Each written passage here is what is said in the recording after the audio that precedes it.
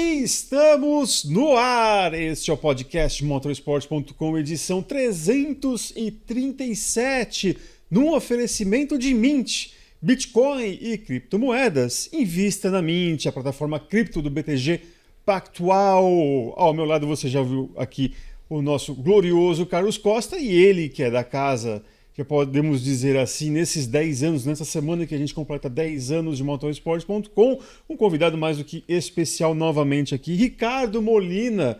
Primeiramente, mais uma vez, Molina, muito obrigado.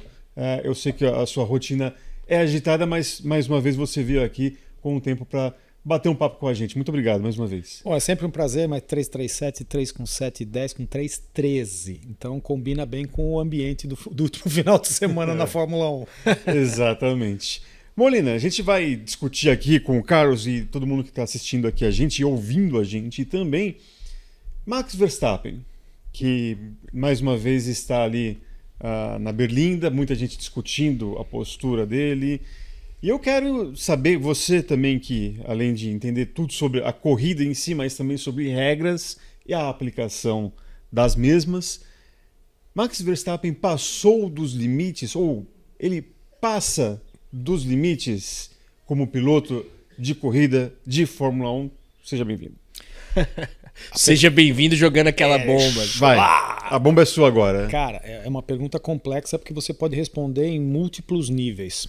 Você pode descer até o fundo da psicologia do multicampeão ou de qualquer atleta de elite que sai da curva e pode vir até o raso desta ação aqui, da situação atual. Tá? Vamos começar um pouco mais profundo. Essa semana eu vi uma entrevista do Toto Wolff. O Martin Brundle estava fazendo. Só que num determinado momento inverteu. O Toto Wolff começou a fazer pergunta para o Martin Brundle e uma delas foi assim. Que é ex-piloto. Exatamente.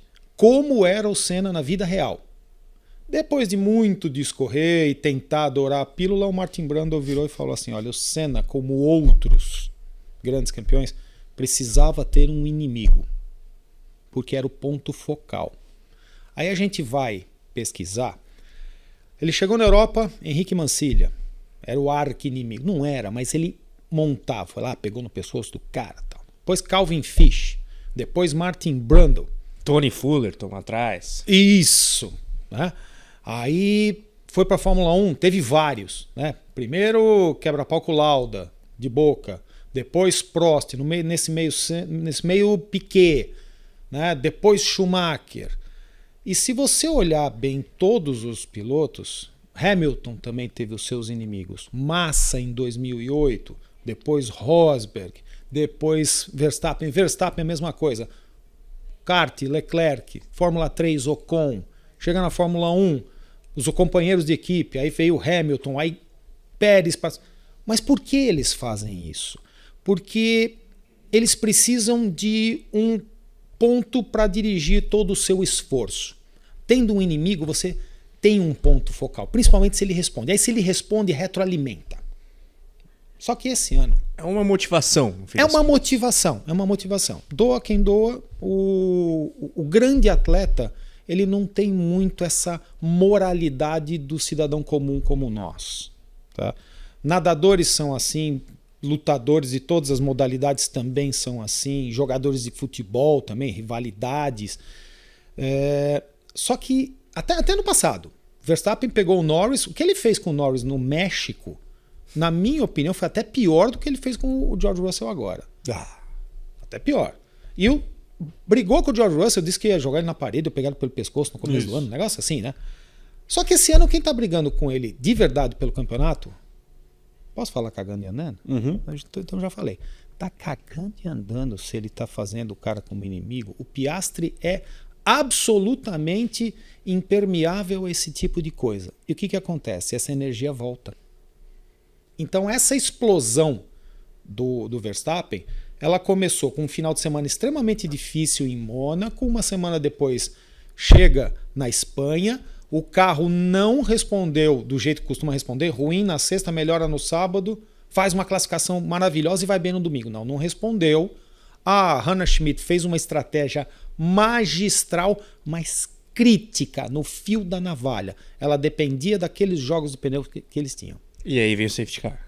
Aí acabou, destruiu. E a Red Bull tinha uma expectativa boa para essa etapa. Perfeito, perfeito. Essa estratégia de aumentar uma parada deles foi fantástica. Ele estava brigando ali, pelo menos com o Norris.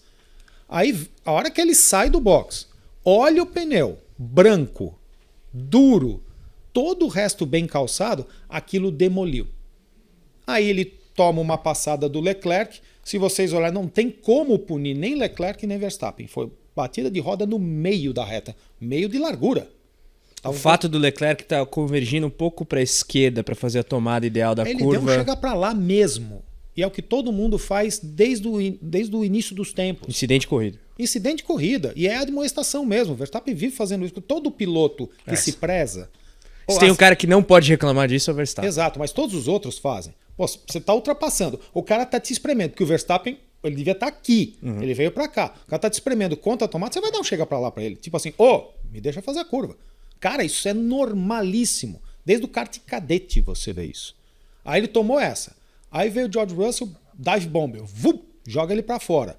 Já ficou mais ainda. Entra a equipe e fala, devolve a punição, e ele sabia que não estava errado. Aí demoliu a armadura. Ele tá assim no limite de pedir para sair. E a forma dele reagir é totalmente agressiva. Exatamente. Não é porque o carro é ruim, não é porque a equipe é ruim, é porque não atendem mais a expectativa dele. Ele quer ganhar sempre, como o Hamilton queria ganhar sempre na época dele, o Schumacher a mesma coisa, o Senna a mesma coisa. Todo grande piloto não aceita perder nem em jogo de bocha. Você falou do dive bomb do Russell. Tem toda a polêmica, primeiro, sobre a manobra em si, né? Tô falando do primeiro incidente entre os dois, para deixar claro para nossa audiência. Depois a gente chega na... Isso. Mas o do Leclerc, eu concordo. Há quem ache que o Leclerc merecia uma punição de 5 segundos. Não sei qual que é a sua opinião sobre isso antes da gente passar para o próximo. Até por uma questão de lógica daquilo que a gente vem vendo do campeonato. É que eu discordo dessa suposta lógica. Sim, mas até assim, porque ela não se aplicou no próprio GP da Espanha. Assim, vamos lá. Se for assim, eu falei isso no reta final. Você pune o Lawson e o Berman 15 vezes durante a corrida. Sim, então... mas é o que eu estou dizendo assim. Até por uma... O que eu acho que, em tese, o que deveria ser a audiência comum, a audiência que todo mundo assiste ali, o fã básico, é olhar algum lance e entender que aquilo vai dar 5 segundos. Ou que aquilo não vai dar punição. Ou que aquilo vai dar drive-thru, sei lá. E isso não acontece. Porque acontece carrinho por trás, seu último homem, vermelho. Todo mundo já sabe que é vermelho. E na Fórmula 1, cada vez mais, não há um padrão. Até porque eu acho... Talvez até o Jonathan Whitley falou que já foi muito pior. Sim. Mas... E é curioso que o Jonathan Whitley falou isso para contradizer o Horner quando o Christian reclamou depois da corrida. O mundo tá acabando nesse caso. Né? Mas enfim, eu acho que eu bati o olho no lance do Leclerc e falei assim, isso aqui dá punição. Não porque o Eric gostaria de punição, mas de acordo com aquilo que a gente tem visto nos últimos anos, assim, isso aqui eles vão punir. E não puniram. Tudo bem, para mim também é lance de corrida. O que o Russell, para o Eric... é lance de corrida e segue a vida. A punição realmente teria que ser como aconteceu. Né? Eu estou contestando a FIA até mesmo quando ela está certa. Para os meus padrões. Eu entendi o seu ponto. Entendeu? É mais a questão da consistência. É consistência. Mas por que tem tantas visões diferentes, tanta contestação e tantos julgamentos diferentes? Porque há decisões diferentes. Porque tem regra demais.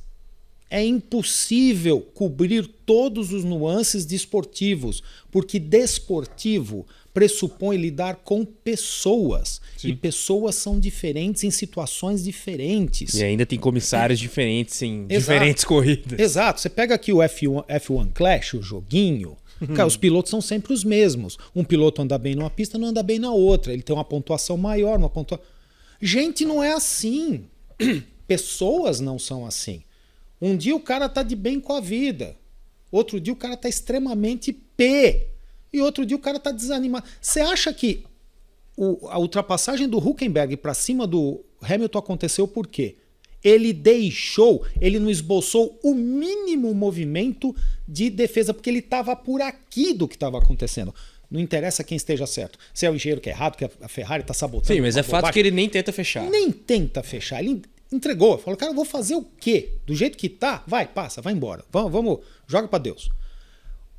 Quando você tem várias situações, apenas as situações extremamente claras é que vão criar um consenso. Não sei se vocês viram a Fórmula 3. Tem um pilotinho lá que chama Nicola Lacorte. Ele deu no meio da caixa de câmbio do Badoer, do filho do Brando Badoer. do Brando Badoer. Na minha época era Só um que aquela Badoer. foi a 4ª punição que ele tomou na corrida. Ele foi suspenso para a próxima etapa. Mas, cara, quando o cara vem, dá na traseira e faz o cara rodar, perfeito. Aí você vê 2 lances de Fórmula 2, Mini contra Montoya e Verschoor contra Lindblad. Os lances muito parecidos, um resultou punição e outro não. Porque tem pequenas nuances. Nesse caso do Leclerc, ele já tinha passado, a roda dianteira do Verstappen toca no assoalho dele, portanto ele já tinha ganho a posição. No entre-eixos ali do Leclerc. Exato. E depois do Verstappen tinha espaço para mais 2 carros. Você não tem que dar o espaço de um carro, tinha 3. É.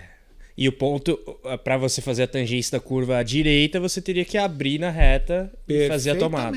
Perfeitamente. Então, cara, a postura do Verstappen era clara, deixar o cara sem tomada, para ele overshoot, né, passar reto e tomar o X. Esquece, cara. E o Verstappen tá certo de reclamar também, né? Ele tá fazendo o trabalho dele, de sugestionar. Exatamente. Só que, há bem pouco tempo atrás, não tinha reclamação. Era o Schumacher sair do box dele e querer pegar o Coulter pelo colarinho. Amigaço dele. Por quê? Porque o Coulter estava no meio ali em Spa, no meio da chuva, não enxergava nada, tirou o pé. A hora que tirou o pé, veio o líder, shabalum, arrancou a suspensão.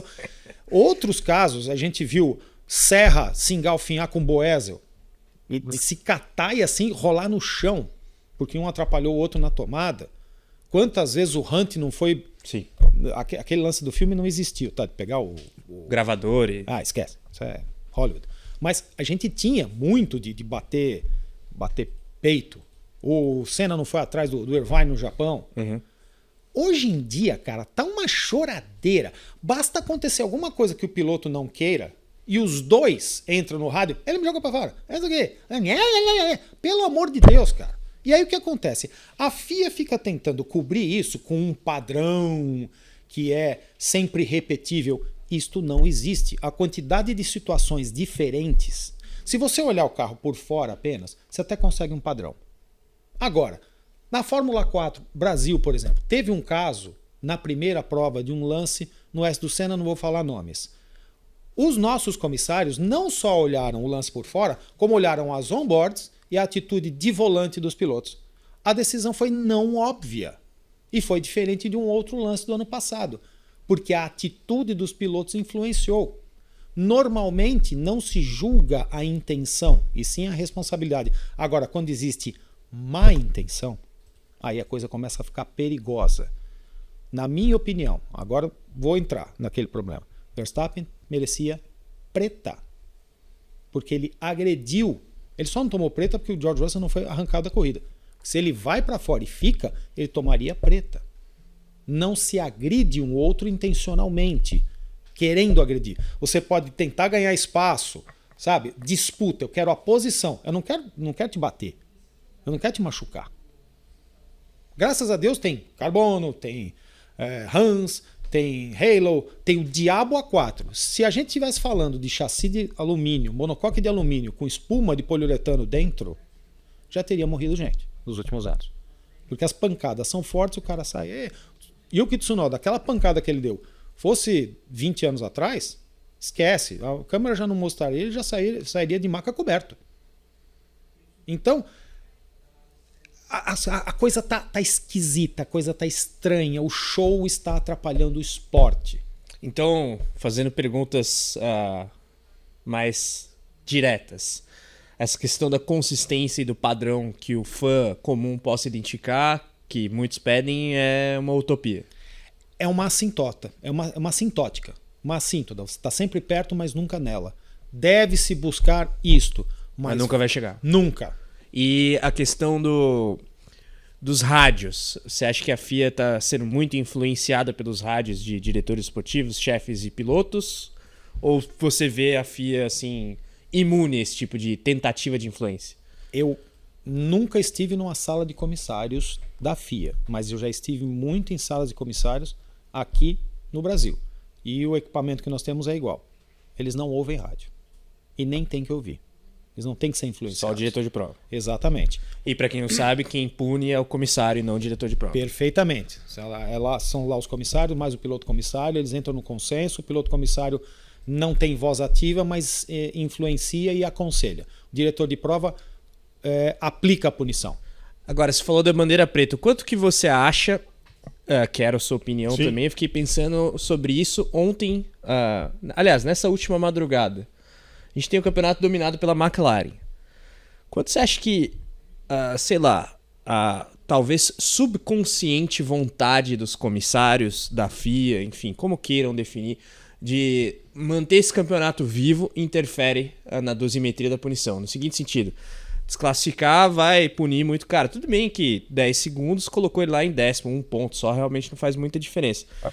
Mas talvez o azarão não tenha assim, uma certa leniência de quem aplica sanções, na opinião de vocês? Não sei se eu me fiz entender. Entendi. Sim. McLaren é favorito, vamos deixar o Verstappen vivo aqui. Entendi. Não sei se deliberadamente, entende? Eu vou te dizer uma coisa. Eu agora estou no CTDN. Uhum. Tá? Vale até abrir a sigla Que é para quem não Exato. conhece. Conselho Técnico Desportivo Nacional, que lida com os padrões técnicos e desportivos, com os comissários técnicos e desportivos. Tá? O presidente é o Fábio Greco, baita profissional, montou um time de comissários classe A. Cara, nível internacional. Tanto é que eles são convidados para a prova do WEC aqui atuarem diretamente. Eu não vou dizer eu, porque eu não sou presidente, mas se eu fosse o presidente e eu tivesse um comissário, tivesse identificado isso no comissário, ele estaria fora do meu time imediatamente. O comissário não tem que entrar em equipe para tomar café, não tem que bater papo com equipe, com piloto, com seja lá quem for, com patrocinador de jeito nenhum. Ele tem que buscar a isenção. Se o campeonato terminou na prova do meio, porque a dominação foi grande, ou terminou na última volta da última prova, para ele não interessa. Tanto faz. Ele não pode favorecer o promotor. Não, mas eu preciso manter o campeonato. Que se dane, isso não é trabalho dele. Comissário técnico é aquele negócio. Tá fora, tá dentro, mas meio milímetro não faz diferença no desempenho. Comissário técnico não é preparador, não é chefe de equipe. Ele não tem que buscar desempenho, ele tem que cumprir o que está escrito no livro. Tá no livro. O limite de peso é 100 quilos. Chegou com 99, acabou. Qual é a tolerância da balança? É 100 gramas. Chegou com 99,8, tá fora. Desclassificação, não tem recurso. Acabou. Comissário não tem que interferir em resultado de corrida desta forma. Favorecer tá bom, não, o cara veio de trás, ganhou, mas ele deu um toque. Vou passar a mão. Negativo. Eu acho que no caso, mais do que essa questão do campeonato, eu acho que o que pode interferir, e aí dentro do inconsciente, é sobre a gritaria sobre o seu trabalho. Então, tipo... E não dos pilotos, do público.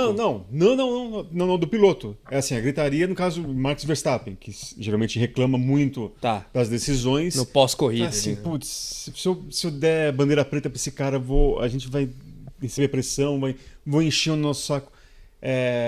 Eu acho que tem muito mais isso do que a situação do campeonato. Acho que talvez a situação do campeonato seria para o caso de que se todos fossem muito calminhos, e aí talvez até pro show, como o Molina... Se todos fossem inocentes crianças de exatamente, 5 coisa anos que não brincando. então eu acho que... Não sei. E aí também eu acho que o cara que for suscetível à barulheira também estaria fora da sua equipe. Pede para sair. Pede para sair. Senão eu te saio. No caso da Fórmula 1, você citou o pessoal do CTDN, da CBA, eles não são ex-pilotos de Fórmula 1, né? Então eles não têm o escrutínio do público. Tem que ser. Então, esse é um problema no caso da FIA. E aqui não estou falando pontualmente, a gente tem até brasileiros que recentemente exerceram esse trabalho, Henrique Bernot, Felipe Giafone.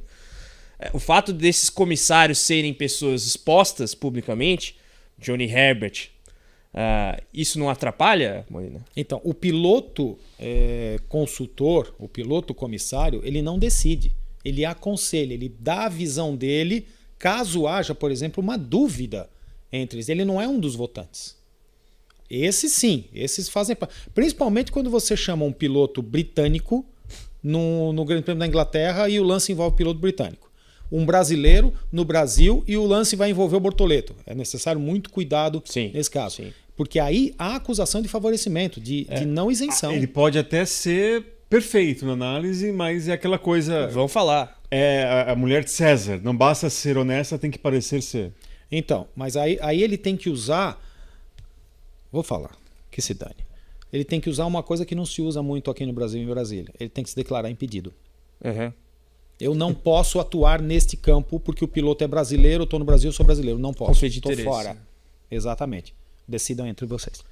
E no caso específico aí, depois eu até quero voltar ao dive bomb do Russell, mas no caso do toque entre os dois, por que você acha que não foi bandeira preta final? Eu fico aqui me colocando no lugar dos comissários no calor do momento, porque isso acontece faltando poucas voltas no fim da corrida. E eu sou do time que, para desclassificar, tendo em vista o padrão FIA/Fórmula 1, não o padrão CBA, né, que é um pouco mais causa e consequência no lance e que envolve uma desclassificação, eu acho que tem que ficar muito claro e flagrante a atitude deliberada. E assim, olhando, eu tô até agora olhando aquele incidente e tendo ali alguns insights. Olhando com 2, 3 voltas pro fim, os caras falaram, ele fez uma cagada aqui, 10 segundos. Eu acho até que teria que ser mais, aquele drive-thru convertido em 20 segundos. Desclassificação no calor do momento não acontece pela falta de certeza de uma atitude deliberada? Por que você acha que não rolou ali? Pressão para que o resultado da prova aconteça o mais rápido possível por causa da mídia. Por causa de nós. Por nossa causa. A transmissão global. Exatamente, porque toda vez que o resultado é mudado a posteriori, tem uma bufação que é inacreditável. O pessoal prefere um resultado injusto, mas imediato. Mudou o pódio. O pódio que o público viu não é aquele, mas isso é prejudicial para o lance. Prejudicial para o evento é você ter decisões atabalhoadas e insuficientes para conter. Uma punição não é um elemento de decisão de resultado. É para você coibir uma determinada ação. É um castigo. É um tapa na mão. É ajoelhar no milho. Não pode mais fazer isso. Eu ajoelhei, tá? Eu ajoelhei no milho e continuo andando. Exatamente. É uma correção. E ele tomou 10 segundos. Ele não está nem aí.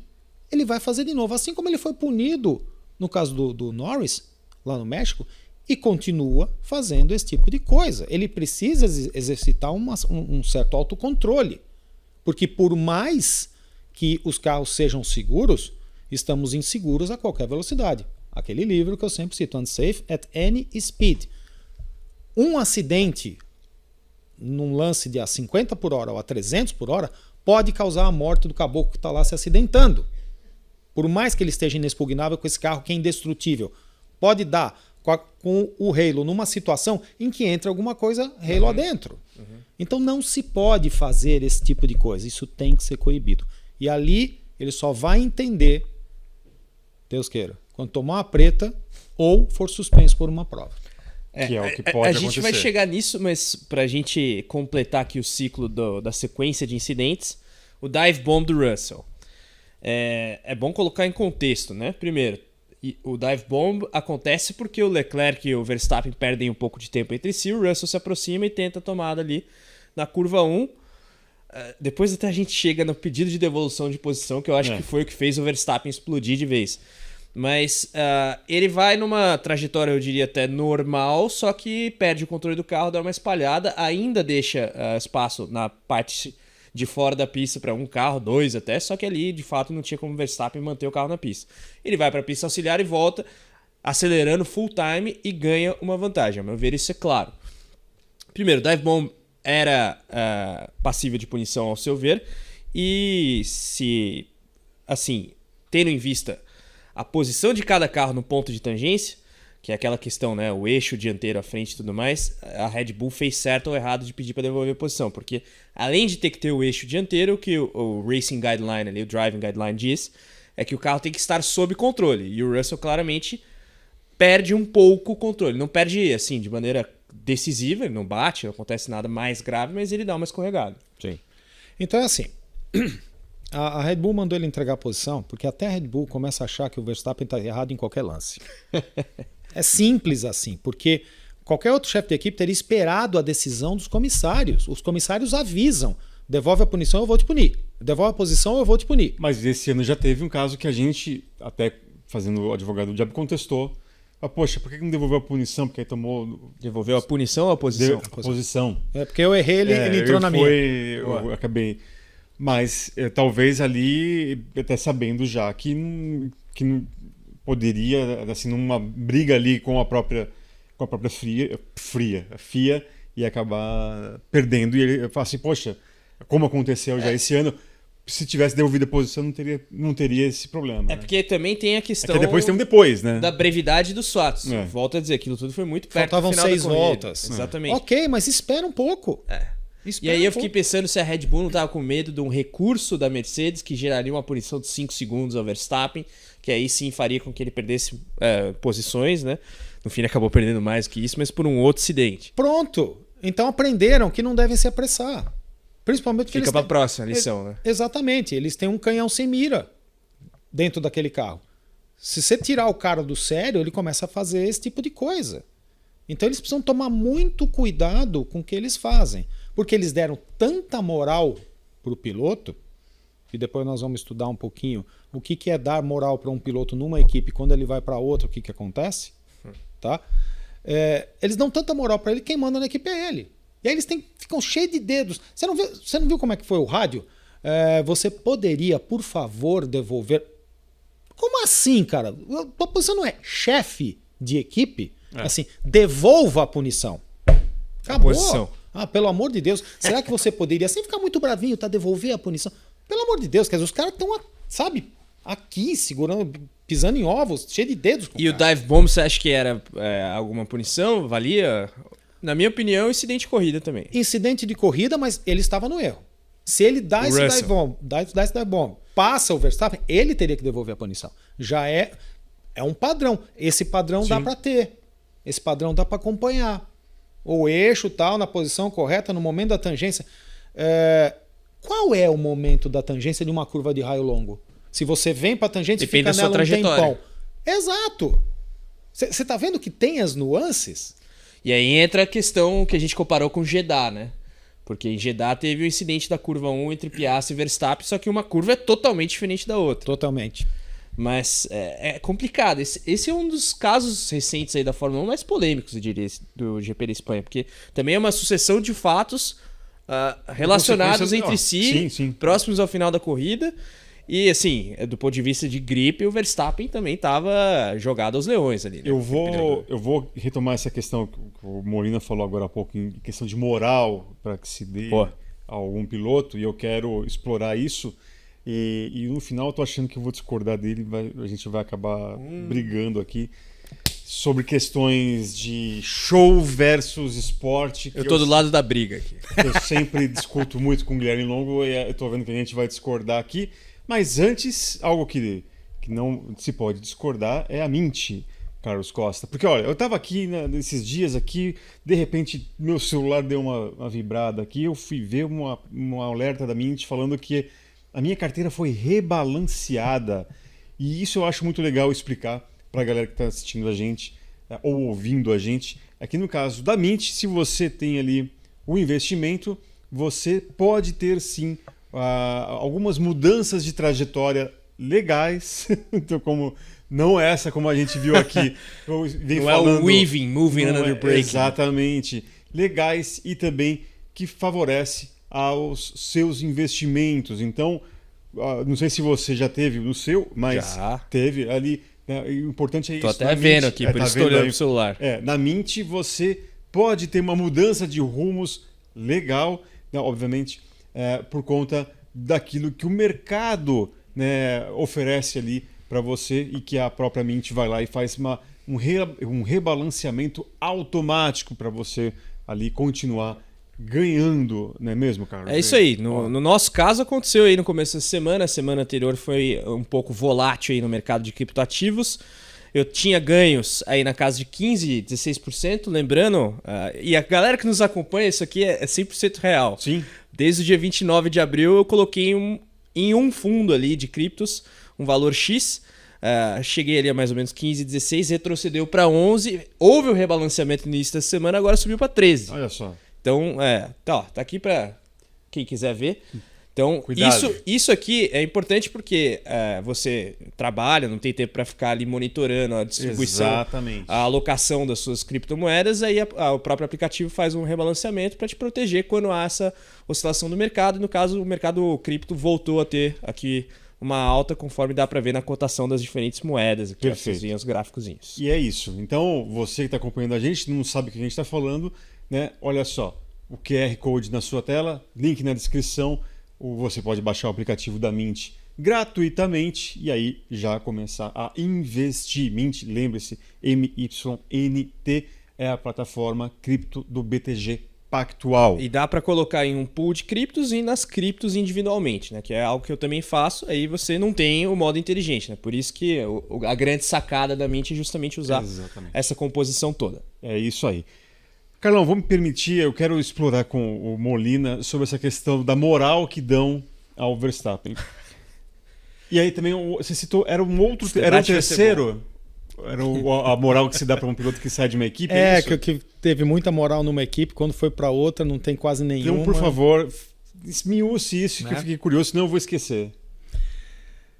Cara, por mais que a gente tenha previsto que a adaptação do Hamilton à Ferrari seria difícil, eu não imaginava que seria tão difícil. Adaptação ao carro, mas principalmente adaptação à estrutura, que não está, parece não estar disposta a se adaptar a ele. Modus operandi, Ferrari. Perfeitamente. É um modus operandi muito mais arraigado, tá? Baseado em cultura e não tanto em eficiência, como o modo que a gente fala sempre teutônico da Mercedes. Modo alemão. Eu tenho esses recursos aqui, este precisa disso, este precisa de muito mais. Se eu der muito mais para esse aqui, ele vai me dar resultado? Vai, então dá recurso para ele. Não interessa se ele é contra, se ele é diferente da minha cultura, se ele fala outra língua, se ele não fez esforço para falar alemão. Ele me dá resultado. Pronto. Chega na Ferrari. Cara, não vou criticar o engenheiro dele, porque esse engenheiro, o Adami, já trabalhou muito bem com outros pilotos. Mas não deu liga. Não casa. Vocês estão investindo centenas, e podendo ser centenas, uma centena de milhões de dólares. Uma centena. Vamos fechar em uma centena. Cara, é muito dinheiro para vocês investirem num piloto que está batido psicologicamente. As entrevistas que ele deu no final, assim, cara, que ele ia sofrer, mas não, vocês estão jogando o cara fora, e é diferente. Vocês estão avacalhando com o Lewis Hamilton. É completamente, é desrespeitoso o que se está fazendo. Então, ele vai andar junto com o Leclerc, que eu não faço a mínima ideia, porque até agora, só em uma ocasião, só naquela sprint race da China. O resto todo, ele foi batido. Só que ele não está sendo batido só pelo Leclerc, está sendo batido por ele, pelo engenheiro e pelo resto da equipe. E o que está acontecendo? Ele tinha tudo o que ele queria na Mercedes, mas ele entregava resultados tendo tudo o que queria. O George Russell tinha muito menos. Agora, chega na Ferrari, sem brincadeira, está parecendo a avacalhação. Então vocês estão pegando um asset que custa, falando de assets e de patrimônio, de investimento, vocês investiram 100 milhões de dólares para não ter a pachorra de pegar um outro engenheiro e colocar lá para ver se dá certo. Cara, 9 provas e eles não se conversam, eles não falam a mesma língua. Várias onboards de rádio a gente vê que ele fala uma coisa, o engenheiro impõe uma outra coisa, o engenheiro impõe uma coisa, ele não aceita, retruca, não se conversam, não deu liga, troca o engenheiro e vê o que acontece. Dá tempo. Não chegou na metade do campeonato. Realoca o Adami ali em algum departamento. Cara, mantém o mesmo salário, põe ele em outra posição. O cara tem que ser engenheiro de corrida? Tem que ser engenheiro do piloto? O próprio Adami está exposto também nessa situação toda. Exatamente. E ele não é um investimento tão caro a Ferrari quanto porque o fracasso do Hamilton é o fracasso dele. Ele não foi capaz de se adaptar e conversar e falar a mesma língua do piloto dele. Mas e o papel do Frederico Vasseur nessa? Sendo que os dois se conhecem. E ele não está cumprindo. Não está exercendo. Exato. Ele não está exercendo. Ele já deveria ter exigido essa mudança. De novo, não estou criticando o Adami e muito menos o Hamilton. Por mais que diga que a idade pesa, que se continuar do jeito ele vai ficar alonçando por aí. Tá? O desempenho até proporcionalmente pior. Também. Exatamente. Cara, ele é o que ele é. Ele é o que ele fez, ele é ser enorme que ele é. E ele pode nada vai entregar fazer mais. com que ele deixe de ser isso. Nunca. Exato. E ele pode entregar muito mais. Mas, cara, o piloto não carrega carro nas costas. O carro dele não é o carro, o projeto, o monocoque dele tá errado, o motor dele é mais fraco. Não existe sabotagem. Isso é uma estupidez sem tamanho. Ninguém sabota um asset de 100 milhões de dólares. Tô falando 100, mas é muito mais. Sim. Ninguém faz isso em sã consciência. Não tem louco na Ferrari. Aquilo é uma empresa internacional, antiquíssima. Agora, precisam tomar uma medida que não seja a manutenção da teimosia tradicional do italiano, cara. Todo mundo sabe. Existe aquela famosa expressão capa tosta, cabeça dura. O italiano é assim, cara. Por mais que eu seja espanhol, eu tenho um pezinho na Itália também. Minha avó era italiana, eu sei como é que é. Era duro lidar com a véia. Então, cara, pelo amor de Deus, ponham a cabeça no lugar e olha o que vocês estão fazendo com o cara. Quando ele sai do carro e ele não consegue sair do carro. Ele tira a luva, espera, põe a mão dentro da viseira e sai, tipo assim, se questionando, o que é que eu tô fazendo aqui? Não, tem a entrevista pós-corrida, aquela da Fórmula 1, que vira o videozinho lá do canal do YouTube, que é, assim, meio ridículo até. O repórter pergunta, como é que foi a corrida? Aí o Hamilton fala, tough, sei lá, tipo uma palavra. E o que você leva dessa triple header, né? Rodada tripla aí, Imola, Mônaco e Espanha, ele nada, e vai embora. Exato. Ele usou o mínimo do media training, usou palavras absolutamente... Cumpriu o protocolo por obrigação. Exatamente, porque na realidade ele estava com vontade de pegar alguém pelo pescoço. Óbvio. Ele está sendo dizimado dentro dessa estrutura. Não se pode fazer isso, é desrespeitoso. Mas aí... se entrar no mérito da comparação com o Leclerc... Não, nem então, isso. Mas assim, 3 pódios. O que me salta aos olhos, né, é justamente não ter uma atitude, assim, o Federico Vasseur, que não é italiano, mas que poderia ele tomar esse tipo de decisão, simplesmente está deixando a coisa rolar, talvez sugestionado pelos cargos ali acima dele, e ele vai acabar também morrendo com o próprio Hamilton. Ele vai afundar junto. Se assim seguir, vai. Exatamente. Quantos chefes de equipe da Ferrari caíram nos últimos anos? Ixi. E foi aquele negócio. Depois do Stefano Domenicali, Marco Mattiacci, Maurizio Arrivabene, o Mattia Binotto. Vai caindo. E vai caindo. Vocês lembram quando o Vettel foi contratado com todo o apoio, e aí o apoio foi embora? O que aconteceu entre ele e Leclerc? A mesma coisa. Os caras adotaram o Leclerc. Tem aquela mística do piloto jovem, um novo herói, Nuvolari, Villeneuve, e assim vai. Cara, eles não deixam essa mística. Faz parte da cultura, tá arraigado, tá no sangue. Só que à medida que você contrata o maior piloto da história em números, você tem que dar o mínimo de respeito ou não tivesse contratado. Pois é. É simples assim, porque tá ficando feio. Eles ganharam uma fortuna em venda de produtos nos primeiros meses. Só que agora o próprio Tifosi tá começando a rejeitar já. Cara, veio uma frase que foi assim, de uma crueldade absurda, mas traz bem como o Tifosi vê. Tipo assim, contratamos o velho errado quando ele toma a ultrapassagem do Hülkenberg. Você entende o nível de crueldade? É sacanagem essa aí. Passou do ponto, mas passou quilômetros do ponto. Então, meu. A gente vai voltar a falar não do Hamilton, mas do Verstappen, que eu quero guardar esse assunto no final. O Verstappen, punições e show versus esporte. Né? Mas antes, tudo tá relacionado. Tá muito ligado. Sim. Até pra gente... né, fazer sentido algumas coisas aqui, até coerência com aquilo que a gente fala. Agora, a gente vai falar daqui a pouquinho, na verdade, sobre Gabriel Bortoleto e também de Felipe Drugovich, especialmente o Drugovich, mas antes, mais um recado para você.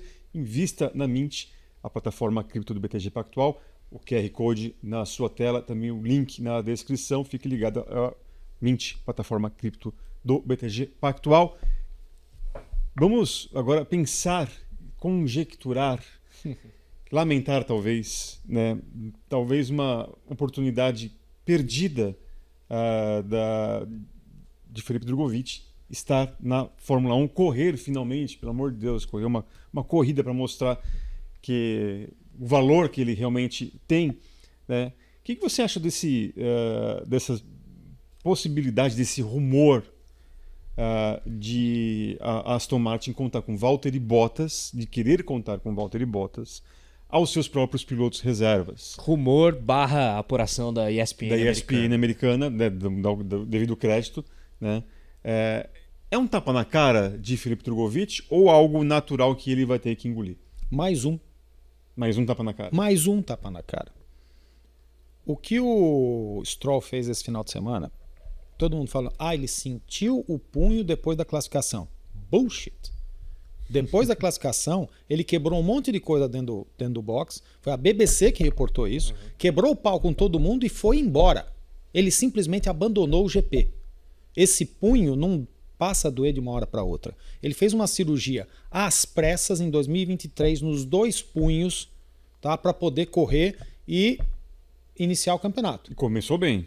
Correu bem aquela corrida. Acho que foi sexto no Bahrein. Sim, cheio de painkiller, né? Cheio de analgésico. Aí beleza. E aí depois... Como que volta a doer depois de 2 anos? Porque nunca parou. Nunca parou de doer. Uma lesão de punho, cara, um negócio complicado. De Fórmula 1. Então, mas pesado. aí a gente entra no lance do comunicado da Aston, né? Que, segundo o Conso, faz 6 semanas que ele voltou a sentir essas dores de maneira mais intensa. E a matéria da BBC. E a matéria da BBC também não me deixa muito claro se os episódios têm relação. Porque, assim, aparentemente, de fato, houve o chilique. Sim. E não seria a primeira vez. Eu lembro de um episódio do ano passado, se eu não me engano, que ele teve um rompante lá e... Empurrou o coach. Enfim, mas eu te interrompi até, Molina, desculpa. Não, imagina. Mas tá certo. De novo, todo o problema de relações públicas tentando cobrir o que está cada vez mais claro. Este menino não quer andar mais.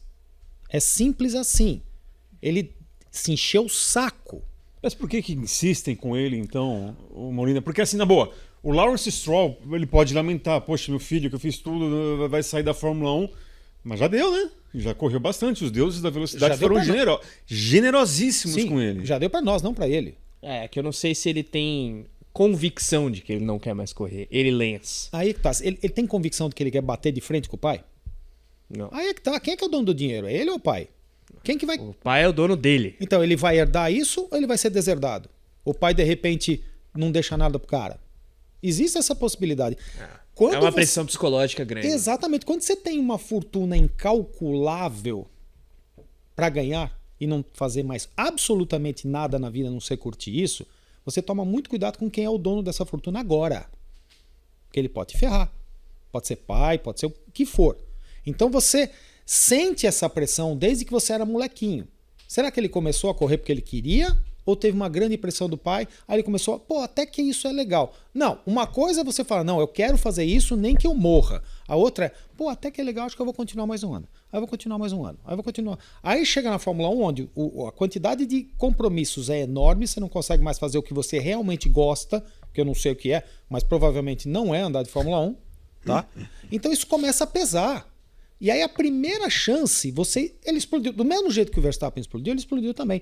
Eu duvido que essa lesão tenha sido recente e que ela tenha sido grave o suficiente para causar a saída dele. No meio do fim de semana? No meio do final de semana. Se fosse o caso, sairia na sexta. Treino livre 3. Larga, dá 3 voltas e para. É completamente diferente. O punho não quebrou. Eu não consigo mais segurar o volante. Para. E do jeito que ele é, se tivesse difícil de guerra, já teria parado antes. E ele não tá nem aí se o Drugovich anda ou não anda. Não é problema dele. Né? Agora, o ego dele pode fazer o seguinte: Drugovich vai lá, cancela o seu segundo compromisso contratual, que é substituir o Nick De Vries na Fórmula E. Vai lá, pega o seu terceiro compromisso contratual, que é a Cadillac em Le Mans. Aí cancela tudo. Opa, vou estrear de Fórmula 1. Aparece o Stroll lá e corre no lugar dele. Ou o Stroll tira ele da... Exatamente. Os compromissos dele. Ou então o Bottas. O Drugovich vai ficar muito bravo com o que eu vou falar.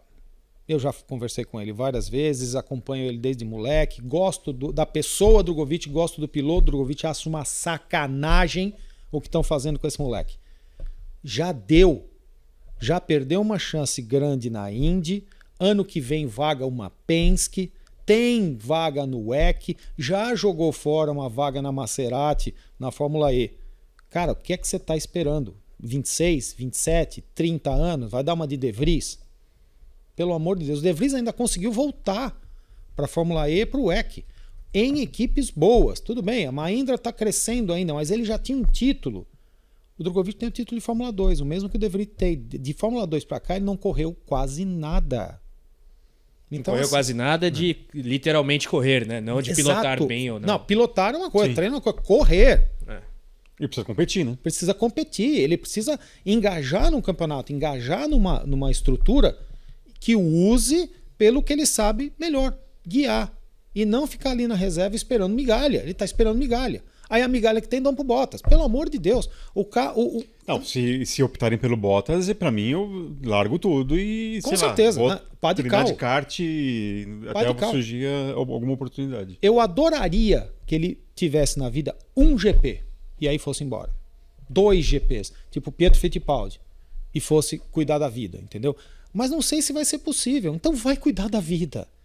Você tem muito para fazer em um monte de outros lugares e lugares legais de andar. Entendeu? Então, cara, assim, tá jogando a vida fora.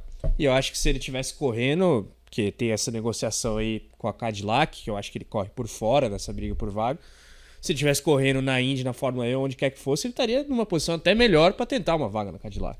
Teria que estar correspondendo também na pista, teria que estar vencendo corridas, brigando. Você citou o caso do Pietro. Pietro até mandou bem nas corridas que ele fez. Mas olha os sparrings dele na Indy. Armstrong, Schwartzman, que andou mais ou menos igual, tomou o pau do... O Callum Ilott. E, cara, quantos pilotos de Fórmula 2 estão tendo uma vida muito boa pro lado de lá dos Estados Unidos? E olha o Alex Palou, que hoje eu acho que nem... Olha isso, era companheiro de GP2 do Norris num determinado momento. Acabou as portas dele. Ele foi para lá e tá destruindo. E hoje, se pintasse uma vaga na Fórmula 1, não sei se ele sairia da Chip Ganassi, que ele tá vencendo tudo. Eu já acho que não iria mais, não. Então. É lógico. Pô, o cara vai deixar de ser rei e vai ser plebeu? De jeito nenhum. Mas, cara de... pensando nessa perspectiva aí... Focinho de piranha ou bumbum de tubarão? Né? Então... por que o Bottas surge como alternativa? Eu acho que tem a questão da experiência e da unidade de potência, né? O Bottas reserva da Mercedes, a gente sabe que há um acordo ali de cavalheiros entre as equipes que têm motores Mercedes e a própria Mercedes quanto às reservas, fora o lobby que o Bottas tem, né? É importante lembrar que o Bottas tem ainda um vínculo com o Toto Wolff e tudo mais. Você poderia pensar agora, Aston Martin, em vias de se divorciar, digamos, da Mercedes. Qual que você acha que é a motivação para a Aston olhar para o Bottas e não assim, colocar todo o foco no Drogovic caso o Stroll não corra? Cara, eu só posso pensar numa coisa, o feedback do Bottas. O Bottas sempre foi um bom piloto para acertar carro. Tudo bem, faz tempo que ele não anda, ele estava andando faz tempo que ele não anda de Fórmula 1, que ele estava andando de Sauber, né? Estava andando de... Então, o problema é qual Bottas iria, né? O Bottas já deu por encerrada a carreira. Porque ficar de coach do Antonelli, você vai me desculpar. Mas eu tenho certeza que ele foi para simulador, até mesmo para estudar as coisas do Antonelli e tal. É um profissional acima de tudo. Ter esta chance de aproveitar isto do Bottas, todo esse conhecimento e esse feedback, é a única coisa que me vem à cabeça. Porque, por melhor que o Alonso seja, o Alonso está dentro do paradigma Aston Martin por muito tempo. Quando você vem de fora e experimenta algo, o Alonso se adapta aos problemas e tenta passar por cima dos problemas. Quando vem um cara que ande mal pra caramba, mas fale, cara, esse erro aqui vocês não estão vendo. Isso aqui eu nunca vi coisa igual. Ó, a Mercedes não era assim. É o diagnóstico. Isso aqui era até melhor na Sauber. É o diagnóstico. É uma oportunidade de diagnóstico. É a única coisa que me passa pela cabeça. E eu acho que isso tem o seu valor. Porque, assim, vejo muita gente falando que é um absurdo completo. Eu não acho um absurdo completo botar o Bottas. Olhando de maneira fria, tentando tirar um pouquinho a brasilidade do sangue de lado, olhando pelo lado puramente lógico e de engenharia, faz sentido. Agora, isso não nos impede de nos emputecermos em bom português pelo Drogovic. Não tenho dúvida. Mas eu acho que aí, no caso... Agora eu vou chegar a um outro ponto. Não, é o ponto que a gente até discutiu já aqui internamente. Para que serve piloto reserva? A gente teve essa discussão ontem e volto a dizer, vocês se apegam muito a essa questão Sim, de piloto mas reserva. tem Isso que aí ter é questão comercial. Tem um programa de piloto reserva. Então, as coisas elas têm que... Tudo bem, assim, legal, o Bottas é mais piloto, tem experiência, ganhou corridas, vice-campeão mundial. O cara realmente é muito bom. Só que eu acho que é um piloto que hoje ainda está na Fórmula 1 porque não se desapegou. Pergunta. Drogovic potencialmente abrir mão de Le Mans por uma chance e não por uma garantia. Não é uma decisão questionável, para não dizer errada ou algo que valha, Molina? Erro. Erro completo. Ele está de novo deixando outra categoria em prol de um sonho, de uma possibilidade remota. Já fez isso na Indy, já fez isso na E, e vai fazer agora com o WEC. São as 3 categorias top por onde ele poderia ter ido e vicejado. Na Cadillac, que tem aí Tem uma ligação de marca, não muito com a estrutura, mas sim, num momento em que ele está tentando uma vaga. Assim, a Cadillac, ela pode, eu não sei, ela pode olhar isso mais como já nos deixaram de lado. Do que, não, agora nós vamos pegar um piloto que correu de Fórmula 1. É uma prova. Uma prova. Uma prova não vai fazer a carreira do cara deslanchar. Ele aposta nisso. Para pegar um companheiro dele em Le Mans, o Jack Aitken não foi contratado por ninguém para correr o... Mas convenhamos também, o Jack Aitken... É que, assim... É que aí a gente volta à questão do Bottas. Quantas corridas a Fórmula 1 tem o Bottas? Exatamente. É complicado isso. E aí o outro reserva lá, o piloto, que não é nem reserva, mas piloto de desenvolvimento, que é o Jack Crawford, não tem nem ponto de superlicença. Né? Então, por isso que não poderia correr também. Se bem que já colocaram ele na cena. Você vê como quem filma, né? Colocaram ele ali na transmissão, tal, isso aqui, sem saber que não tem pontos. Mudando, não saindo do país, mas mudando até nosso roteiro aqui, mas eu vou querer incluir agora Gabriel Bortoleto, Molina. Falando em Sauber, né? Falando de Sauber, né? O que você está achando aí das decisões estratégicas que, de repente, ou pelo menos na maioria das vezes, acaba prejudicando muito mais o Bortoleto? Eu acho que mais um fim de semana bom dele, daquilo que depende dele, né? Mas a Sauber, e inclusive o próprio Jonathan Whitley coloca ali, pede desculpas, né, por ter prejudicado ali a corrida do Bortoleto, mas tá difícil, né, da Sauber acertar aí um caminho legal para o Bortoleto, quem sabe aí conquistar os seus primeiros pontos na Fórmula 1. Em classificação eles estão acertando o momento de soltar ele na pista, tá tudo certo, né? Chega na corrida, é um erro atrás do outro. De novo, não estão sabotando o Bortoleto. É bom deixar isso claro. É óbvio. Pelo amor de Deus, cadê a câmera? Peraí, Jeff. Pelo amor de Deus. Não há sabotagem ou contra Gabriel Bortoleto. Você pode ter erros, mas sabotagem Afinal, não. qual o interesse da Sauber e da Audi de sabotar o Bortoleto? Sabe quanto vale um ponto nessa brincadeira? Um ponto que você passa outra equipe, quantos milhões de dólares isso chega no final? Cara, ninguém vai sabotar um piloto. Eles estão errando mesmo, eles estão pisando na bola. E o outro lá também, o Hülkenberg, eu vou lhe falar, viu? O bicho sabe correr. Ele sabe se colocar, ele sabe escapar das encrencas, ele sabe aproveitar. É uma coisa que o Gabriel está aprendendo. Aproveitar o pneu, manter o pneu na janela. Por mais que, assim, vamos dizer, a janela do Hülkenberg é isso aqui. Do Bortoleto tá para cá, precisa estreitar isso aí. Porque queira ou não queira, a estratégia do Hülkenberg também não foi absolutamente perfeita. Mas ele veio aproveitando, olhar tempo de volta, olhar as parciais. O Bortoleto está aprendendo ainda. A gente sempre fala, velocidade pura ele tem, tanto é que classifica na frente do outro várias vezes. Mas em corrida, amigo, ainda tem feijão para comer. E a Sauber não está ajudando. E é natural que tenha feijão para comer. Óbvio. A gente pega, você falou de gerenciamento de pneu, quanto tempo Piastri não demorou para aperfeiçoar esse gerenciamento? Pelo menos 2 anos. É esse ano que ele chegou no breu. Então, vocês querem que o moleque aprenda tudo em 9 corridas? Não vai. Esquece. Não pode andar fora de temporada. Ele é o que menos tinha quilometragem de Fórmula 1 de todos os novatos. Então. Fosse a Fórmula 1 dos anos 2000, anos 90, que dava para testar, até beleza, né? Agora, você acha que a moral que o Bortoleto está tendo, né? Eu acho que está cada vez mais se reconhecendo internamente ali, o paddock da Fórmula 1, reconhecendo que é um rapaz especial, é um garoto especial que a partir do momento ali de um determinado aprendizado, vai começar a trazer resultados, seja lá para Sauber ou até mesmo para algum outro time? Você acha que ele está crescendo, a moral dele está crescendo a cada fim de semana? Não só dentro da equipe, como fora. Tá todo mundo vendo. A transmissão original em inglês, tá? Eu, como não estou fazendo as provas, eu fico comutando entre o português e o inglês, principalmente a pré-hora, tá? Eu estou prestando bastante atenção no que eles falam dos pilotos. E toda vez que eles citam o Bortoleto, eles já criaram um apelido, já se referem a ele como Gabi. Uhum. Isso denota uma certa admiração, um certo carinho, porque senão seria o sobrenome. O britânico é assim. E o elogio da parte técnica. O Alex Brundle elogia muito Gabriel Bortoleto, tá? Filho de quem é. E tendo andado onde andou e tendo convivido com essas feras todas por tanto tempo, a visão do cara deve ser levada em consideração. Então não é só dentro da equipe. O Bortoleto vai criando uma reputação de um trabalhador incansável, de um cara rápido que está aprendendo prova a prova e resiliente. Você vê que ele não dá piti, ele dá uma opinião assim, poderíamos ter ido melhor, isso aqui não favoreceu, mas assim, sempre no intuito de fazer melhorar e não de arrebentar com todo mundo, entendeu? Então, gosto da postura e vai evoluir muito ainda esse ano. É isso aí.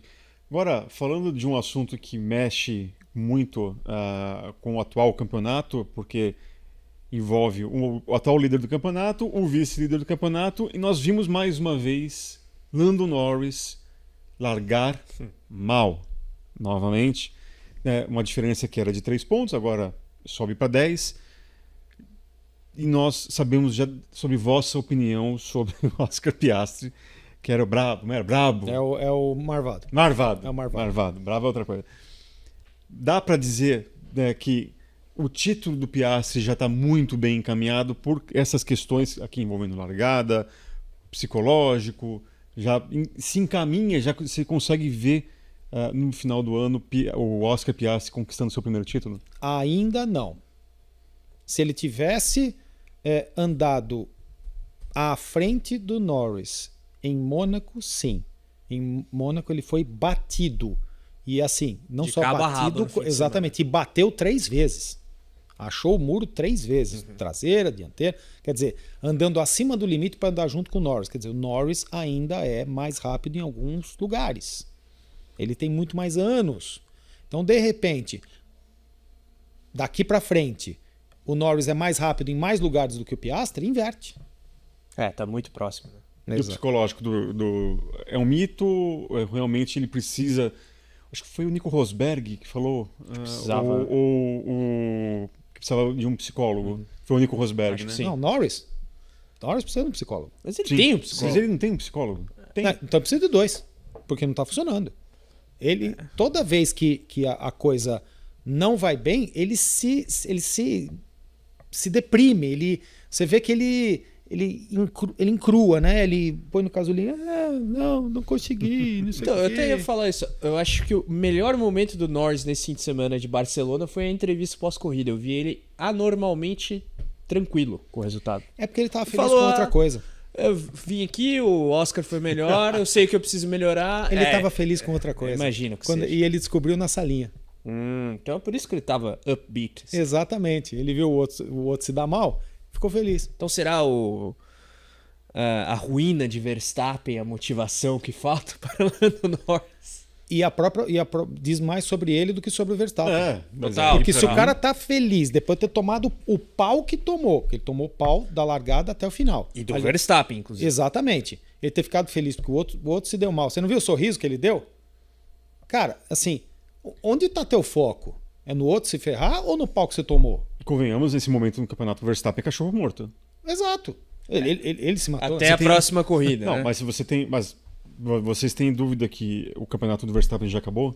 Eu tenho. Pro Penta? Eu não descarto ele nesse momento. A não ser que os dois papaias começam a se engalfinhar. Que pode acontecer. Pode acontecer. Porque em termos de carro, cara, assim, a McLaren parece que deu mais um salto sem ter dado sem ter trazido nenhuma evolução. E teoricamente, com a vida dificultada pela diretiva técnica lá das asas, porque aparentemente eles mataram no peito com toda tranquilidade. Eles estão experimentando isso aí já faz tempo. E assim, quanto que isso afetou o conceito geral do carro? Quanto que o desempenho do carro era apoiado só nisso? Teve gente que se deu mais mal que isso. Sim. A própria Red Bull. A Red Bull perdeu aquele edge. Mas eu acho que a Red Bull está consistentemente o segundo melhor carro, coisa que não era no começo do campeonato. Ocasionalmente a Mercedes... Ocasionalmente não, eu diria que era o Verstappen que fazia da Red Bull o segundo... O problema é que não dá pra avaliar Red Bull, né? O conjunto Red Bull mais Verstappen. Exato. Porque é sempre assim. Sexta-feira, o carro tá ruim. A diferença entre ele e o Tsunoda é 3 décimos, 2 décimos. Conforme o carro vai melhorando, a diferença vai crescendo assustadoramente. Então, desculpa, não é o carro que está melhorando só. Mas o Verstappen estava rumo a um potencial P2 nessa corrida, né? Sim. O que diz muito sobre como ele ainda está no páreo. É que a gente agora olha muito baseado no resultado e no caos que se instaurou depois dos incidentes. Não, concordo. Só que um abandono dos outros dois já se aproxima. Mas numa situação de pista muito específica. Um asfalto acabado, extremamente abrasivo, a maior temperatura do ano com 10 graus a mais do que a segunda maior. Sim. E uma estratégia... Cara, assim, a próxima que vão correr atrás de tirar da Red Bull é a Hannah Schmidt. Aquela mulher é fantástica. Mas numa dessas, eles acertam aí, os dois se arrebentam, ele já diminui a diferença e aí entra na cabeça dos caras. Se bem que eu acho que o Piastri, como você falou, é imune de fato. E ele mostrou isso na pista já contra o Verstappen. Sim. Já espalhou contra o Verstappen, já foi espalhado e assim, ele fica zen. Imola. Tomaram um passão. Ele e o George Russell tomaram um passão por causa do Piastri. O Piastri segurou o Russell, o Verstappen veio pra... E aí, Piastri, na entrevista depois, o que você acha desse passão que você tomou? Algo a ser aprendido e ser usado em outras ocasiões. Acabou. Porque ele pensa assim, aprendi mais uma. Essa eu não sabia que mais dava um pra fazer. recurso para ganhar o campeonato. Exatamente. Simples. E os próximos, né? Aí é que tá o X da questão também, né? Pois é. Agora falando sobre Max Verstappen, voltando a falar sobre Max Verstappen, 11 pontos na carteira ali, o próximo ponto até o final do GP da Áustria, ou suspende automaticamente por uma corrida. Molina, você vê que a gente costuma falar, acho que a gente não sei se nas suas outras participações a gente falou aqui, o Verstappen utiliza muito o regulamento debaixo do braço. Creio eu que ele entende muito bem daquilo que ele pode fazer e, na dúvida, a bomba tá com direção de prova, comissários, eles que vão julgar, eles que se virem, ele vai sempre muito no limite. Você concorda com isso ou realmente, como alguns outros estão dizendo, ele precisa ser parado, ele precisa ser... Acho que uma coisa não impede a outra, inclusive. Não sei. Você acha que ele Se passa ele vai até o limite, ou ele ser passa parado. do limite? Ou ele passa do limite? Ele vai testando o limite, ele vai empurrando o limite mais pra frente. Aí é que tá. Regulamento é uma ferramenta que você usa a teu favor. Por exemplo, engenheiro. O engenheiro que vai lá, cria um carro exatamente dentro dos limites do regulamento, perdeu meu respeito. Então o cara tem que buscar o gap. O que é que não está dito aqui? Entendeu?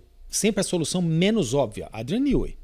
Ele vai na solução menos óbvia. Tanto é que a FIA fica correndo atrás dele. Ele inventa um negócio, proíbe. Inventa um negócio, proíbe. Double diffuser inventou, proibiram. E assim vai.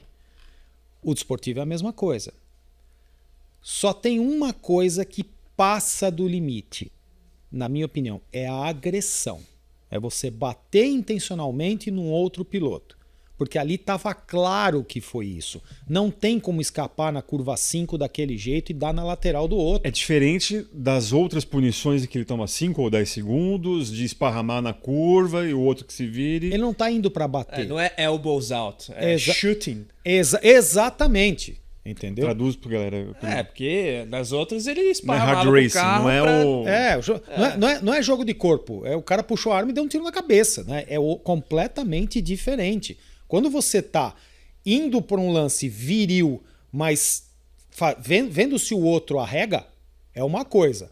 Agora o cara tá passando, você tirar o pé pro cara passar, enganá-lo e dar nele, não. Aí não. Aí passou muito do limite. Aí ele não tá usando o regulamento, aí ele perdeu a cabeça. E Perdeu a depois razão. ficou claro, até por telemetria, que ele tira o pé e acelera. Não, e ele assumiu na segunda-feira. Ou foi Depois que domingo ele à pede noite. desculpa. Exatamente, ele assumiu. Então, para. Esse é o Desculpas limite. a lá Verstappen também, né? Sim, claro. Ele acredita que pode andar sobre as águas, esquece. Ele está sempre certo. Não é o único. Mas ali ele perdeu o limite. Esse é o limite da má intenção. Quando você dá no outro, você pode machucar. Se de repente o George Russell, achando que está recebendo a punição, está com a mão no volante e ao invés de dar na lateral, ele dá na roda dianteira, aquilo vai dar um contragolpe no punho e quebrava o punho do George Russell. Não é só morrer, é causar uma lesão séria. O acidente do Ricardo na Holanda, que ele quebra ali e machuca a mão, não foi um acidente forte. Exato. E pode machucar, como foi com o australiano. E ele fez aquilo para não dar no Piastri que estava parado. Só que assim, olhando para ele, bateu, ele estava com a mão no volante. Acabou. Então, o outro acidente sério também, desse final de semana, na Fórmula Indy, que quebrou a suspensão do Foster e deu na traseira do Rosenqvist. Cara, ele bateu com a mão no volante. Sim. Ele correu um risco de ficar o resto da temporada fora, ou de nunca se recuperar. Porque, de novo, fratura de punho é um negócio muito sério. Tem tanto ossinho aqui que para soldar nunca volta para o mesmo lugar. É só que com os pilotos de cirurgia. moto que machucam Sim. e voltam são os malucos. Aliás, corrida da Indy teve um monte de caos, mas voltando ao Verstappen, desculpa, a gente... Então, agora, você acha que esse foi talvez, dentro da carreira do Verstappen, o maior pecado nesse sentido, né? No acidente? Foi realmente ponto alto, não no sentido de extremo. A maior dick vigarice do Verstappen. Olha, é assim. Teve também o caso de Jeddah, do break test. Que eu acho que ali não foi que a tanto frenagem quanto. errática. Então, a intenção ali, nenhuma dessas intenções foi de bater, tá? Então, eu acho, por exemplo, que o caso de ter acelerado com a roda em cima da cabeça do Hamilton foi pior. Só que ali eles já tinham batido. Né? Em Monza, 2021. Em Monza, exatamente. Ok, ali a má intenção foi ainda pior. Agora, com os carros em pista, eu acho que essa aqui foi a que ficou mais feio. Muito semelhante a Schumacher e Villeneuve, de novo na Espanha, tá só que em Jerez. Esse é o lugar, hein? Só que ali era para decidir campeonato. Ali era... Então, por isso que eu acho que é um agravante no caso de agora, do Verstappen. Essa é a etapa 9 do campeonato contra o cara que não é o rival dele pelo título. Uma situação de corrida que ele cairia de terceiro para quinto. Mas é o inimigo. Lembra da história É do o inimigo. Já faz um tempo que eles estão batendo de frente um com o outro e trocando E o faro. Russell aproveitou isso ao máximo. Exato. Mas imagina se não ia capitalizar em cima. O que dá pra gente comparar? Sextou Monza 2021, Jeddah 2021. Eu acho que é mais ali a canalice no bom sentido da zona de DRS na pista da Arábia Saudita. A moralidade. Não Isso, a imoralidade. isso, Agora perfeito. ele foi imoral. Concordo plenamente. Agora ele deu de propósito. E eu não lembro de algum outro incidente tão controverso do Verstappen. Não sei se você puxa aí de cabeça, Molina, que assim, dele pegar e jogar o carro em cima do outro, não em disputa de posição, porque com o Norris ele jogou o carro em disputa de posição várias vezes. Não, ele falou assim, vem, passa. Ah, tá passando? Pá, para, meu. Que isso? Vocês lembram do caso de Baku, quando o Hamilton 2017. fez o break test no Vettel, o Vettel puxou pro lado e pau. Ali foi uma reação ainda. Foi feio, mas foi uma reação. Aqui foi agressão. O George Russell tinha feito um lance de ultrapassagem. Errou. Aqui você esperou o cara para dar. É a mesma coisa que no kart, por exemplo, que a gente pune com bandeira preta e suspensão. O cara toma um toque, vai para fora e volta. Ele tira o pé, espera o grid passar e quando o cara que tocou nele tá passando, ele dá no cara e saem os dois. Ali é preta com suspensão de 6 meses. Tem que ser, né? Tem que ser, para educar. Agora, achei que não precisava fazer isso com o piloto de Fórmula 1. Profissional. Pois é. Agora, só retomando um fiozinho ali que você puxou, que eu faço questão de trazer aqui, Molina, a questão de você falar, hoje o show está sobrepondo o esporte. Explica pra gente exatamente o que você está querendo dizer com isso e até para não falar que você é contra o show no esporte. né? Ou você acha que está rolando dentro alguma influência comercial sobre decisões esportivas? É isso, basicamente? Se eu peguei bem o raciocínio, só dá uma explanada para a galera entender. Não só esportivas, como técnicas. A partir do momento que a FIA começa a mudar protocolos no meio da temporada, numa situação em que todo mundo tem um limite de gastos. O protocolo, você fala, Tipo, essa diretiva técnica da asa dianteira. Da asa. No começo da era do efeito solo, mudaram o protocolo de assoalho. Tá? Então, assim, não se muda a regra do jogo no meio do jogo, porque se o planejamento... Ninguém planeja para 2 semanas na Fórmula 1. O cara planeja o ano, ele sabe exatamente naquilo que ele vai gastar. Ah, não, eu tô ruim aqui. Não, pega dinheiro daqui. Isso é coisa de governo. Tirar dinheiro de um lugar e colocar no outro. Para! Não é assim. Os caras são competentes. Eles fazem um planejamento de um ano. Quando você quebra esse planejamento mudando um protocolo e você exige que se coloque dinheiro desenvolvendo peças que não estava previsto, você muda a ordem das coisas. Porque tudo que não é planejado depende de sorte e depende de vamos dizer assim, muito dinheiro. Você pode colocar muito dinheiro e não achar, porque você não teve tempo. Aí tem um outro que, cara, já tinha visto em algum lugar, tal. Cara, é aqui que eu vou dar. Pá! Você mudou a ordem das coisas. Show! Tá? Peraí, pegando o exemplo das asas dianteiras da diretiva, você acha que ela foi imposta pela FIA no sentido de realmente bagunçar um pouco a ordem do campeonato? Não. Mas causou. Aí é que tá. Não houve a intenção mas a FIA estava insatisfeita com essa flexibilidade das asas há muito tempo. Ou implementasse no começo do ano, ou implementasse para a próxima regulamento. Tanto é que a outra diretiva técnica foi na etapa 1 do campeonato, que não faz muito sentido. A da asa traseira. Você começa o campeonato, na etapa 1 tem uma diretiva técnica. Exatamente. Foi difícil montar um rig que aplicasse a carga e levasse em consideração sempre a direção vertical, que a carga não ficasse oblíqua conforme a asa vai... Ok, passa para o ano seguinte.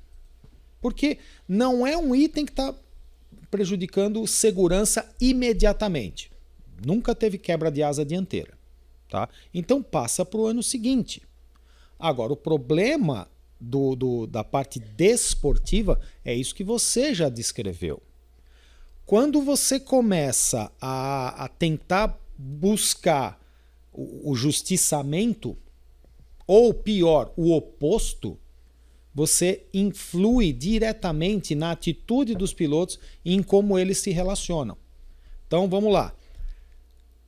Punir o George Russell porque passou na chicane do túnel direto com um drive-thru e o outro que jogou o carro para cima com 10 segundos, além de ser uma despadronização completa, chega a ser assim, totalmente injusto contra o George Russell, porque ele tomou aqui e tomou aqui. Entendeu o problema? E toda vez que se faz uma vista grossa, que se passa pano em alguma coisa, você está prejudicando a fama da instituição. As categorias passam. Já tivemos GP2, que não existe mais. Já tivemos um monte de coisa que não existe mais. Os pilotos passam. As equipes passam. A única coisa que permanece são aquelas 3 letrinhas. FIA. Porque a instituição é importante. As pessoas dentro da instituição passam. Já tivemos inúmeros presidentes. Toda vez que muda o presidente, muda a diretriz. Mas a instituição tem que ser firme, tem que se zelar pela instituição, porque é ela que vai garantir a permanência do esporte. Olha o que está acontecendo, o que aconteceu com a Indy por ser uma categoria isolada da FIA com promoção própria. Pelas normas de mercado, um cara passou a possuir a pista mais importante, a categoria e a equipe mais forte. Penske, Indianápolis e a Fórmula 1. Conflito de interesse brutal. E então é o seguinte, os comissários que trabalham para ele não fizeram vista grossa no carro do Newgarden ano passado, ele estava com aquele problema na estrutura de absorção de impacto atrás. Estava lá colada. Fez as 500 milhas em Indianápolis, está fora do regulamento claramente e ninguém falou nada. Aí, nesse ano aqui, os caras vão lá, escuta isso aqui, porque foi uma dedada da Ganassi. Isso aqui tá fora ou tá dentro? Pronto. Olha a situação. Prejudicou perante patrocinadores, prejudicou perante fornecedores. Você acha que a Honda e a Chevrolet querem ficar envolvidas numa categoria em que isso acontece? Rolou um monte de cabeça, agora estão fazendo uma limpa, vão botar a coisa no lugar. A FIA comete erros, mas em nenhum momento eu vejo ela intencionalmente afetando o show. Mas indiretamente ela acaba afetando. Então é isso que eu digo. Drive to Survive, não sei o quê. Cara, o que mais interessa é o que fica, o que começou na década de 50 como Fórmula 1, na década de 10 como automobilismo e vem até agora, são carros correndo. Risco, velocidade, engenharia, dedicação, trabalho, heroísmo, esse tipo de valor. Show, desculpa, cara, tem que ter um limite. E nós já passamos desse limite. O único ponto que eu falo que eu anunciei aqui, que vai discordar, pior que eu concordo em boa parte, é que eu acho que talvez tá todo mundo tentando sobreviver ao que o esporte pode não se tornar, ou diminuir perante o interesse do mais jovem. Não é o caso da Fórmula 1. Não é o caso da cujo Fórmula 1. interesse Que jovem está crescendo. Explodiu. E aí, se você observa, talvez, aí as justificativas da própria Liberty, no caso de tentar atrair essa atenção, até tirando, né, a parte esportiva, deixando a parte esportiva em segundo plano, ao que o Felipe Mota falou aqui, de GP de Mônaco pode estar virando gincana, 2 paradas obrigatórias e tal.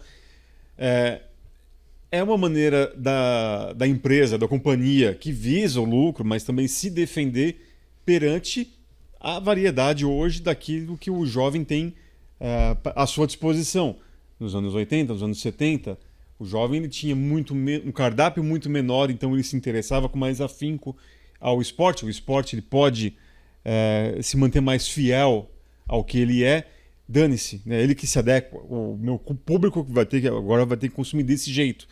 E hoje não. Hoje, se você não trouxer algo empolgante, ou uma novela a cada semana, uma minissérie a cada semana, como são as séries da Netflix, a plataforma que abriga, mas a Netflix não tem nada a ver com o que acontece na pista, esse é o ponto. Sim, mas só que é uma concorrência. Foi o que eu falei no começo. Quando o espectador passa a interferir no show e dizer que música que ele quer que seja cantada, de que jeito e como que o artista tem que estar vestido, aí a coisa é o rabo balançando o cachorro. Basicamente isso. Você quer ver uma coisa? MotoGP é crua como a gente gosta. É batendo carenagem, o cara cai, o cara se arrebenta e, cara, assim, risco. Quem comprou? Liberty. Espera 3 anos. Vai ser a mesma coisa? Espera 3 anos que nós vamos caminhar Nem pro me mesmo. fale isso que eu tô com medo. Pois é, eu também tô com um baita. Mas medo. vamos lá, no caso, influi na formação de audiência e coisas afins, mas assim, não tem fan boost na Fórmula 1, não tem grid invertido. A única coisa que mudou do ponto de vista esportivo, fora esse lance de Mônaco, que é um caso muito particular de natureza da pista, é a sprint. A categoria segue lá, a FIA segue regulando a categoria, então assim, qual é o grande ponto? A quantidade de dinheiro investida hoje na Fórmula 1 é tão insana que ela é insustentável. Sim. Não dá para sustentar isso. Uma hora vai ter que dar um passo para trás. E aí, quando dá um passo para trás, para de interessar aos grandes grupos de mídia. E aí os grandes grupos de mídia vão sair. A Liberty comprou a MotoGP. Por quê? Porque ela comprou a Fórmula 1, a Fórmula 1 enuplicou de valor, daqui a pouco ela vai vender. É um investimento. Perfeito. E quando ela sair, o que vai acontecer com a Fórmula 1? Então, vai voltar a ser um esporte de nicho, como sempre foi. Porque a característica... É que o brasileiro talvez não tenha a dimensão de que sempre foi um esporte de nicho pelo fato de que a gente teve o Senna, basicamente. Perfeitamente. A maior parte... Quantos anos você tá? Eu tenho 28. Pois é. Tá fazendo conta da idade, cara? Não, eu sempre esqueço a minha idade. Trabalha tanto que esquece até que ano é. Provavelmente uma boa parte dos seus amigos não quer nem ter carro. Não. A minha filha, ela é a ET da turma. Porque ela anda com o Corsinha que eu dei pra ela e curte o carro e curte dirigir. A minha outra filha não quer aprender a dirigir. Nós estamos falando de Fórmula 1. Qual é o assunto que nós estamos falando de Fórmula 1? Carros correndo. E antigamente você corria no Fórmula 1, você sonhava estar lá. Você andava com o seu carro, você imaginava. O cara botava rodinha, botava spoiler. Cara, curtia o carro. O cara lavava o próprio carro. Que absurdo. Quem é que lava carro hoje? Entendeu? Uma hora vai voltar para cá. Só que voltar para onde? Vai voltar, mas vai continuar a vida para um público menor. Para um público menor. E mas aí, completamente como que diferente. e aí, como que isso vai se sustentar? Pois é, eu não sei. Esse é o meu medo. A gente está criando um castelo de cartas com um público que está interessado na novela, está interessado no partner do piloto, está querendo saber quando é que vai estrear a primeira pilota de Fórmula 1, sem querer saber quantas pilotas começam no kart. Não está nem interessado. Nós precisamos multiplicar por 10, 20 o número de pilotas no kart. O ideal seria que tivesse meio a meio em cada grid de kart. Para ter as mesmas chances. Porque o funil começa lá atrás. Não, o pessoal está achando que uma das pilotos da F1 Academy vai estrear na Fórmula 1. E não vai. Não. Se ela não for para a Fórmula 3, ganhar um título de Fórmula 3, para a Fórmula 2 ganhar um título de Fórmula 2, a equipe de Fórmula 1 não vai investir. Porque a equipe de Fórmula 1 quer ganhar corrida. Ela não quer favorecer a variedade. Esquece. Então, a gente está mais interessado em tudo que não é carro. Não se sustenta. Esquece. Daqui a pouco esse público vai ver a novela em outro lugar. Imagina só. Por exemplo, a Marvel está em franca decadência. Também teve um bom absurdo depois. Um bom absurdo. Chegou na fase 4, na fase 5. Por quê? Por tudo isso que eu já falei. O nicho da Marvel abandonou. Star Wars, a mesma coisa. Futebol no Brasil. Cara, o pessoal tá com o saco cheio. Por quê? Porque é mais treta, é mais escândalo do que bola. Habilidade, bola. E outra, a bola, como a gente conheceu, da habilidade natural cara vir driblar todo mundo, esquece. Esquema tático matou isso. Se tornou um jogo... Parte física e esquema tático. Perfeitamente. Então, cara, assim, às vezes a volta ao passado seria bom. Mas eu acho que começa a ficar cada vez mais difícil. Porque passou por um negócio tão grande que quando voltar... Eu diria impossível, não é difícil. Pois é. Tendo isso em vista, trabalha com o que se tem. Mas a questão... E contanto que o espectador de Drive to se... Survive não suspenda um piloto de uma corrida, para mim não tem problema nenhum. Assim, a pergunta que a gente não consegue responder aqui, o que vai ser com essa volta? Como que vai se sustentar? Mas você... O cerne da discussão foi uma provocação sua sobre... Sim, mas aí... Esporte e entretenimento, contas... que nem eu entendi qual é o objetivo final. No final das contas eu acabo... não tem objetivo, porque no final o que ele falou é aquilo que a gente sempre fala aqui. Mas você se colocou no campo contrário. Sim, porque eu achava que ele ia falar que... Não, porque é o trabalho dele, né? Não, é óbvio. Mas aí tá. Mas o show, ele precisa de alguma maneira acontecer. The show must go on. O show, ele vai ter que acontecer, vai ter que continuar. Você quer um exemplo horroroso? Muito bem. A Fórmula Ford, ela era baseada em carros de chassi tubular. De aço cromolibdênio, fibra de vidro, motor de carro de rua. Ford Cortina. Né? Beleza. Ela acontecia em 30 ou 40 países. Um negócio absurdo. Hoje, o festival britânico de Fórmula, o Walter Hayes Trophy e o festival, o Fórmula Ford Festival, eles reúnem carros desde a década de 60, quando começou, até os últimos, do comecinho dos anos 2000, e é um show, cara, porque os caras chegam com os carros na carreta, monta barraquinha, os caras barrigudo e vão andar de Fórmula Ford. Você tá vendo como o público... Tem brasileiro que vai lá, aluga carro e vai andar, porque quer sentir isso. Quando é que vai ter um festival mundial de Fórmula 4? Não tem como. Fibra de carbono. Foi assim, a maior bênção e a maior maldição que nós tivemos. Bênção porque é segurança. Maldição porque nunca ficou barato. Quando você extrapola no custo, extrapola no gasto, você isola as pessoas em dois nichos. Os que fazem e os wannabes. Aqueles que querem ser e nunca serão. Teoricamente tem um conceito no meio disso que se chama Stock Car. E aqui eu não me refiro à categoria, me refiro a um carro de produção adaptado à corrida na medida do possível. Só que até mesmo esses carros de categorias de turismo estão ficando cada vez mais caros. Não só no Brasil. Você assistiu a entrevista do Batista lá em Cascavel? Não. Você viu a cifra que ele falou? Porque ele estava absolutamente possesso, porque o carro Bruno. quebrou. Exatamente, quebrou. Tal, porque Você fala Batista na Stock Car, tem uma tem série. tantos, né? Aí ele falou, não, porque eu estou investindo aqui, falando do patrocinador, 5 milhões. Muito dinheiro. Para nossa situação, é dinheiro a rodo. Dá para fazer tanta coisa com 5 milhões. Dá para construir uma escola com 5 milhões. Então, assim, também chegou num ponto muito alto. Então, o automobilismo está se tornando uma elitização tão absurda que vai excluir essa grande massa que hoje segue. Só que é uma massa volátil.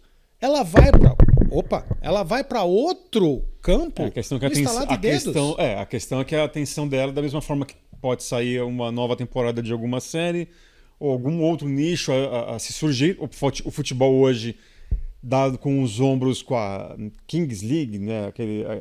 Que pode, quem sabe, vai saber que vai tomar conta no futuro por conta de captar um público que está de saco cheio hoje com o futebol. Imagina só que o badminton se torne o esporte do futuro. Ou então aquele roller derby. Lembra que tem um filme roller derby? Que os caras se matavam andando num oval de patins? Então vamos lá, um futuro pós-apocalíptico. Aí todo mundo, quer que os roller derby morra, tal, não sei o quê. Você vai querer cobrir roller derby? Ou badminton? Eu não. Não. Então, todo esse nosso ecossistema, de uma hora para outra, pode ruir. Porque está baseado... A vida é assim. Exato, cara. Eu tenho um pavor tremendo. Ainda bem que os meus banquinhos vão continuar vendendo bem no kart, viu? Porque, cara, é de ter medo. Olha, como diria o grande Milton Neves, isso é tema para simpósio. Grande. A gente tem que continuar aqui. E agora eu vou, antes da gente voltar aqui com Molina, vale lembrar, investimento em criptomoedas é na Mint, a plataforma cripto do Banco BTG Pactual.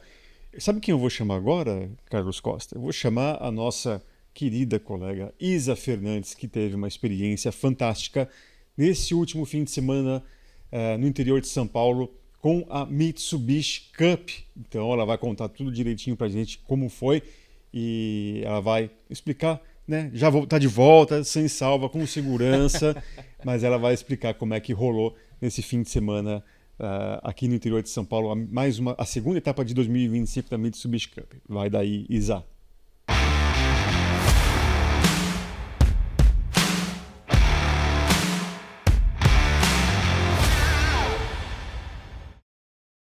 Oi, Eric! Oi, Carlos! Oi, Molina! Bom, como vocês já podem ver, já estou de volta a São Paulo, já estou de volta à redação aqui ao complexo do Motorsport Network, mas, é claro, eu não posso deixar de contar para vocês como foi a minha experiência como um dia de pilota na Mitsubishi Cup. Macacão, capacete e até mesmo nome no carro. Tudo isso a Mitsubishi proporcionou para essa experiência incrível no interior de São Paulo, lá em Canipar, bem pertinho ali do Paraná, 370 quilômetros de São Paulo. Eu dirigi até lá e foi uma experiência muito marcante, principalmente pela oportunidade de pilotar um carro tão diferente como a Triton, a L200 Triton da Mitsubishi, que é toda adaptada para a competição. Então a embreagem, todos os pedais, até mesmo o câmbio do carro é bem diferente do que a gente está acostumado com um carro de passeio normalmente, e isso foi o grande ponto do maior desafio que eu encontrei dentro da Mitsubishi Cup, foi me adaptar a este carro todo mudado para competição. Tirando isso, foi uma experiência incrível. Poder correr na terra é bem diferente em um lugar tão bonito quanto a Fazenda Santa Lúcia, que a gente estava lá em Canitá, mas foi um momento muito marcante de poder viver um dia realmente como um piloto, de ter um navegador me dando ordens ali, né, me instruindo o que fazer, para onde virar, como a curva se apresentaria para mim, se era uma curva T, se era uma curva alta, baixa, a quantos metros, né, ela estava ali, da onde a gente estava no mapa, ali na quilometragem da especial. Então é uma experiência bem diferente, foi uma experiência muito diferente daquilo que a gente está acostumado, é diferente do kart, é diferente de dirigir na rua com o Carlos de passeio, então foi algo muito único e bem especial.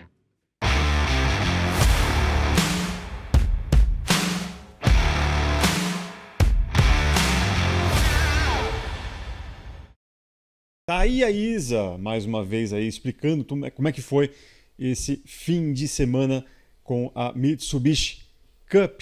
Senhor Carlos Costa. Eu queria perguntar pro Molina se ele se aventura no off-road também. Cara, eu gostaria. Não tive oportunidade, infelizmente. Pô.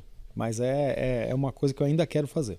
Olha só, tem então uma É muito oportunidade legal, aí. É legal demais. Sabe Já que o DNA do Carlos Costa é o off-road, né? Ah, não sabia. Meu pai correu de gaiolas. Legal. Eu já vi o Celso Miranda indo andar lá, andou de UTV e tal, ficou com aquela Pô, é muito legal. vontade. O TVzinho é... Não, pintando a chance eu não vou negar, não. É isso aí. Molina, o papo tá legal aqui. Por mim, eu ficaria mais umas 2 horas aqui, mas eu sei que vai ter gente aqui morrendo de fome, desmaiando. Tem banquinho pra fazer na Paragon, vou lá fazer. Mas eu quero. Vale lembrar, eu quero agradecer a sua participação aqui mais uma e dizer que não acabou. Em breve estaremos em contato novamente para mais uma participação, quem sabe com desdobramentos de tudo isso que a gente falou hoje aqui. Vai chamando, a gente vai vindo e se divertindo. Opa, se eu curto. Eu particularmente eu curto bastante aqui os nossos papos, eu vou tentar provocar ele de mais alguma maneira. Boa, então, isso aí. É isso aí. Carlos Costa, mais uma vez, muito obrigado também. A você também, vale lembrar mais um recado importante, né? Tá vendo, ó, tá na tela aqui o QR Code, para você baixar já o aplicativo da Mint, MYNT, e também se você está só ouvindo ou também em algum outro meio, entre em contato já na sua loja de aplicativos. Tem o link na descrição para a galera do Spotify. Baixe o aplicativo gratuitamente e faça já o seu investimento em criptomoedas, já que nós estamos falando aqui a cada semana, porque é muito importante.